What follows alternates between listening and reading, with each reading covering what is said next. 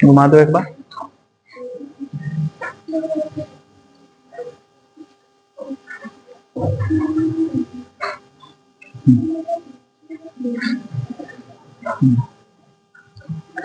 आज का हमारा टॉपिक है, जब ब्लड सीरीज में हम पढ़ रहे हैं तो उसमें एक छोटा सा टॉपिक भी पढ़ लेते हैं, ब्लड प्रेशर। आप अक्सर देखे होंगे लोगों को कहते हुए हाई ब्लड प्रेशर हो गया और लो ब्लड प्रेशर हो गया। ये ब्लड प्रेशर होता क्या है? तो हमारे शरीर में एक पंपिंग उपकरण है जिसको हार्ट कहते हैं, हृदय। हृदय का काम क्या होता है? ब्लड को पंप करना, है ना। इसमें हृदय जो है ब्लड पंप करने के दौरान ऐसा भी होता है कि इसमें पंपिंग के प्रोसेस तेज हो जाए, स्लो हो जाए, ऐसा भी तो हो सकता है। और इसको पंप करने में प्रॉब्लम हो रही है। कभी कभी ब्लड वेसल्स में जो होते हैं, धमनियों में ब्लड जब जा रहा होता है तो उसको वहां जो है प्रेशर जो होता है वो इंक्रीज कर जाता है। ब्लड धमनियों में प्रेशर इंक्रीज करता है, इसका मतलब है हार्ट को दिक्कत हो रही है पंप करने में, मतलब उसको कठिनाई महसूस हो रही है उस चीज में। और कभी ऐसा भी होता है कि ब्लड स्लो जा रहा है या कम पहुंच रहा है, जब दोनों में प्रॉब्लम होगी कि नहीं।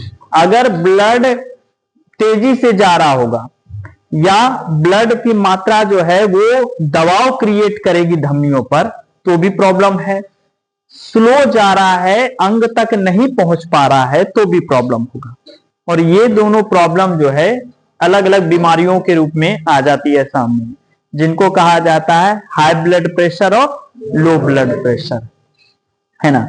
हम लो ब्लड प्रेशर और सामान्य ब्लड प्रेशर की बात करें तो जैसे हाई ब्लड प्रेशर की बात कर रहे होते हैं तो नॉर्मल होना कितना चाहिए? नॉर्मली हमारे पास होना चाहिए 120 से, है ना, 120 से और 80 इतना होना चाहिए, 120 से 80, है ना, mm ऑफ Hg, है ना। Hg पार मरकरी जो है उसके मिलीमीटर में लिया जाता है दबाव, उतना होना चाहिए हमारा।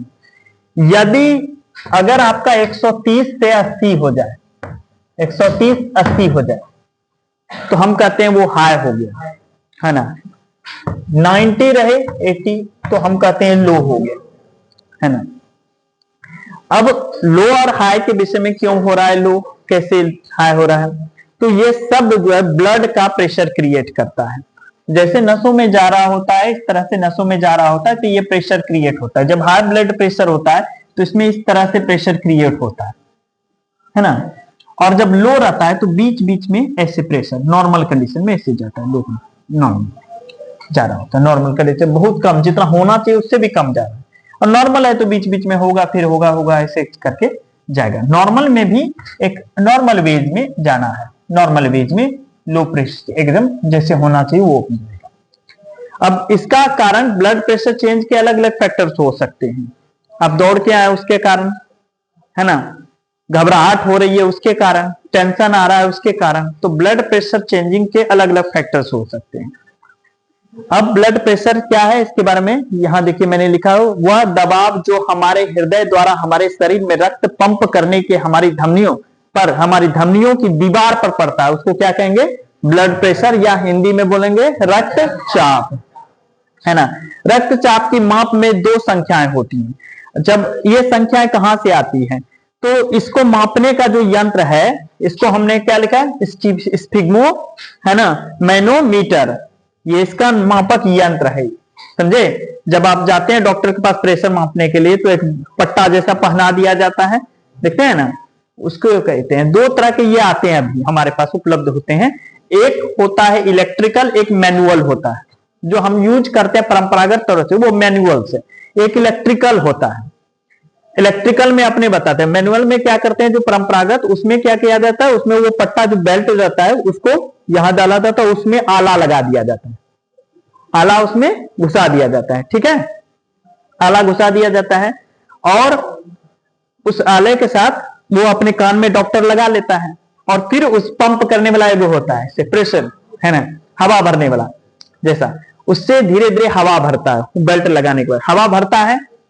तो वहां देखिएगा जो आगे जो मशीन रहता है उसमें पारा ऊपर चढ़ने लगेगा, जब मशीन में देखिएगा उसमें पारा नीचे से ऊपर ऐसे ऐसे चढ़ने लगता है।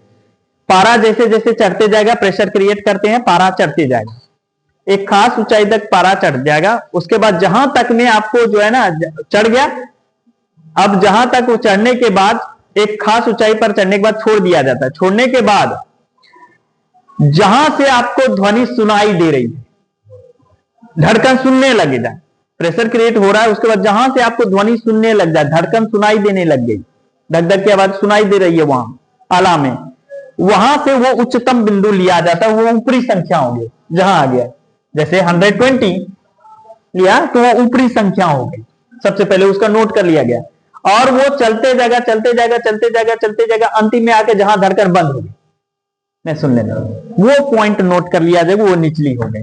तो जो सबसे ऊपरी जो संख्या होती है उसको प्रकुंचन कहा जाता है, दाब कहा जाए, या अंग्रेजी में यूज किया जाता है, इसको कहते हैं सिस्टोलिक प्रेशर, बराबर यूज होता है सिस्टोलिक प्रेशर, है ना।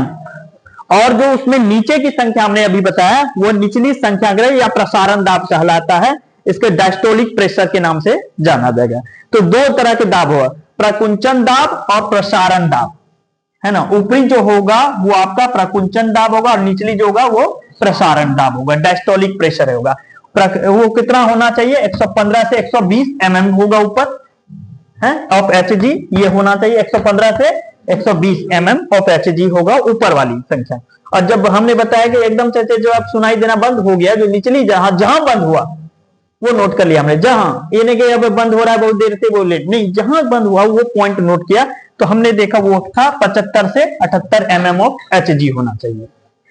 अगर ये घटता बढ़ता है, समझे, ये चेंज होता है, नीचे वाला तो मान लो वहां तक नीचे वाला वही रहेगा, लेकिन ऊपर वाला में चेंजिंग आएगा, है ना।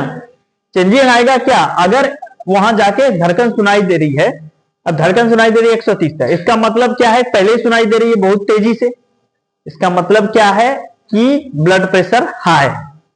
अब जब हम लो की बात करते हैं तो उसमें करते हैं कि धीरे धीरे अभी अभी नहीं सुनाई दे रही, अभी नहीं सुनाई दे रही, अब सुनने शुरू हो गया, नीचे स्तर पर थोड़ी देर के बाद सुनाई दे रही है, तो इसका मतलब क्या है, ब्लड प्रेशर लो है। ब्लड प्रेशर लो है, दोनों में इफेक्ट है। ब्लड प्रेशर हाई का कोई सिंबल दिखाई पहले नहीं देता है, प्राय नहीं दिखाई देगा, ब्लड प्रेशर हाई है ना, इसलिए इसको साइलेंट किलर कहा जाता है। हाँ, साइलेंट किलर, एक बार ये ब्लड प्रेशर हाई हो गया पता नहीं चला, साइलेंट किलर, है ना। हाई ब्लड प्रेशर को हम लोग हाइपर टेंशन भी कह सकते हैं, हाइपर टेंशन, हाँ हाइपर टेंशन। और लो ब्लड को हाइपोटेंशन बोलते हैं, हाइपोटेंशन, टेंशन मतलब तनाव, खिंचाव, तो ये प्रेशराइज होता है इसलिए हाइपर टेंशन है, और ये हाइपोटेंशन है। तो हाई ब्लड प्रेशर हो गया आदमी को धीरे धीरे, तो बहुत सारे लक्षण हो सकते हैं, चक्कर आ सकता है आदमी को, समझे, चक्कर आएगा, धुंधला दिखाई दे सकता है आदमी को,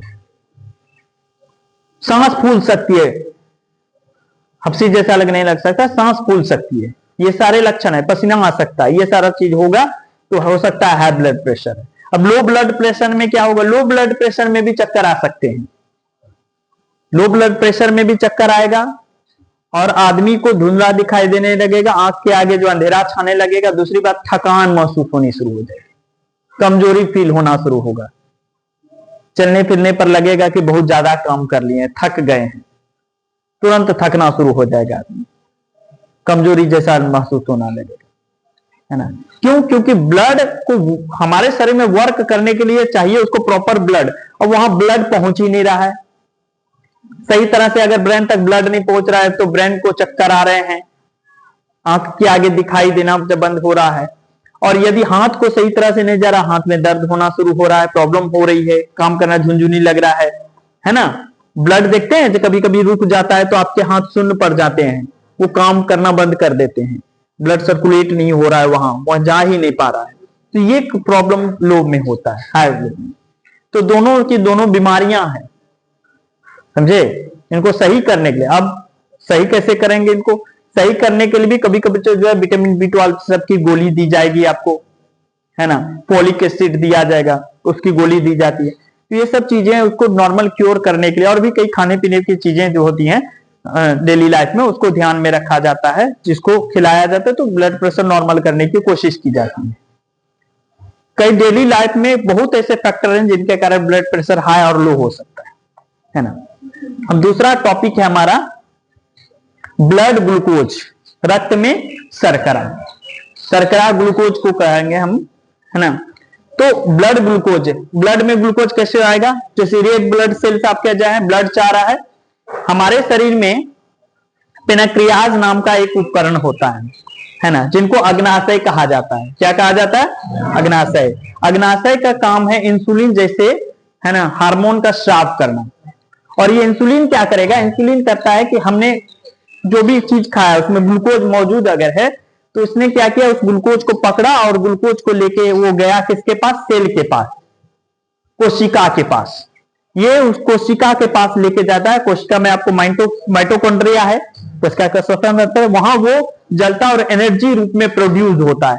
एनर्जी के रूप में वो बदल देता है हमारे शरीर में, तब एनर्जी ऊर्जा मिलती है, कार्य करने की क्षमता मिलती है, वो लेके जाता है। लेकिन यदि इसका स्राव कम हो रहा हो, है ना, यदि इसकी मात्रा कम हो रही हो तो ये ग्लूकोज जो है ब्लड में जमा होना शुरू हो जाता है, ब्लड में इसका एकत्र होना शुरू हो जाता है। और ब्लड में यदि एकत्र होता है तो जहां जहां जो जो उपकरण ब्लड को जहां जहां जा रहे होते हैं, जहां ब्लड रुकता है, स्थिर होता है, वहां ये धीरे धीरे उन अंगों में भी जमा होना शुरू हो जाते हैं और एट लास्ट उन अंगों को डैमेज करने लगेंगे। किडनी डैमेज करेगा, है ना, हार्ट में भी जाएगा, वो हार्ट के ब्लॉकेज बनाएगा, जहां जहां वो जमा होगा वहां वहां ब्लॉकेज बनेंगे, खून पास होने में दिक्कत होगी, है कि नहीं। और जहां जहां जो जो चीज में वो जा रहा है धीरे धीरे उस अंग को डैमेज करना शुरू करेगा, प्रॉपरली वर्क करना कम कर देगा वो अंग, और इसलिए ये हानिकारक होता है। तो ये हमने दिखाया कि यहाँ ब्लड के बीच में शुगर के जो बॉल्स, शुगर के जो है पार्टिकल्स है वो बीच बीच में आ गए, जो नहीं आने चाहिए थे। इनको कहां जाना चाहिए था? इनको जो है सेल में जाना चाहिए था, वहां इसका पाचन हो जाता और फिर ये एनर्जी में कन्वर्ट होते, लेकिन ये नहीं आए, डायरेक्ट ब्लड में चले आए हैं और ब्लड में आके जमा हो गए हैं, है कि नहीं। तो इस तरह से हमने दिखाया। तो हमने लिखा मापन हेतु इसका उपकरण कौन सा है? ग्लूकोमीटर। किससे मापा जाता है? ग्लूकोमीटर। सामान्य मात्रा कितनी होनी चाहिए? 140 मिलीग्राम होना चाहिए प्रति डेसीलीटर। एक डेसीलीटर में हमको लगभग 140 mg होना चाहिए। इकाई क्या है? मिलीग्राम में इसको मापेंगे, है ना। और इंसुलिन का क्या गया? नियमन हेतु उत्तरदायी हार्मोन, एक प्रकार का हार्मोन हो जो इसको रेगुलेट करते रहता है ना, इसकी मात्रा को कंट्रोल करके रखने वाला जो हार्मोन्स है वो है इंसुलिन। अब इसके कारण दो प्रकार के रोग हैं। अगर ये अधिकता हो जाए तो मधुमेह जैसी बीमारी हो जाएगी, डायबिटीज जिसको कहेंगे, मतलब शुगर जमा हो रहा है किसमें? आपके ब्लड में, तो ये मधुमेह कहलाएगा। इसकी लक्षण प्रॉब्लम क्या है? इसमें बार बार पेशाब लगता है आदमी को, है ना। यदि कोई चोट खरोच हो जाती है तो लंबे समय तक वो ठीक नहीं हो पाता है ना। अंग डैमेज होने की समस्या होती ही है, इसमें कमजोरी फील होती है, स्किन का कलर चेंज होना शुरू हो जाता है, ये सब चीज उसको दिखाई देना शुरू होता है, प्रॉब्लम आनी शुरू होती है, आंख की रोशनी कमजोर होनी शुरू होती है। जब किसी एजेड आदमी को देखोगे तो उसको प्रॉब्लम तो होती है ये सारी चीज, तो आंख की रोशनी कमजोर होनी शुरू हो जाएगी।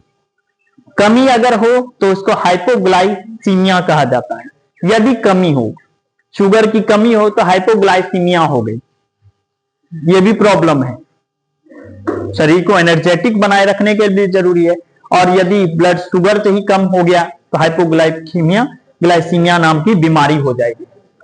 तो दोनों चीज, जो बिल्कुल ही शुगर नहीं खा रहे हैं, है ना, उनको डॉक्टर कहता है कि इनको कुछ शुगर वाली चीजें खिलाया कीजिए, इनको थोड़ा मीठा खिलाया कीजिए कुछ, समझे।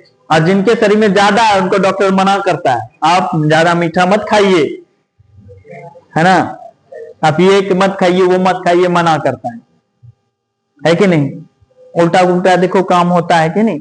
बहुत पैसे वाले लोगों को कहा जाता है, सलाह दिया जाता है कि आप ये मत खाइए वो मत खाइए, जो खाने लायक उनको कहा जाता है मत खाइए, और जो नहीं खाने वाले हैं उनको लिख दिया जाता है फल खाइए, फ्रूट खाइए, ये खाइए वो खाइए। तो लोग सोचते हैं ये उल्टा बात है, उल्टा बात नहीं है। कहीं कमी किसको होगी? जो उसकी पूर्ति नहीं कर पाएगा। और अधिकता किसकी होगी? जो बहुत ज्यादा पूर्ति कर लेगा, उसको अधिकता हो जाएगी, है ना। ऐसी स्थिति में बीमारी अनबैलेंस होती हुई चल जाती है, हार्मोन के अनबैलेंस के कारण होता जाता है, और फिर व्यक्ति को उसके अनुसार सलाह दी जाती है डॉक्टर के अनुसार। समझे? तो ये सब याद रख लीजिएगा, ठीक है।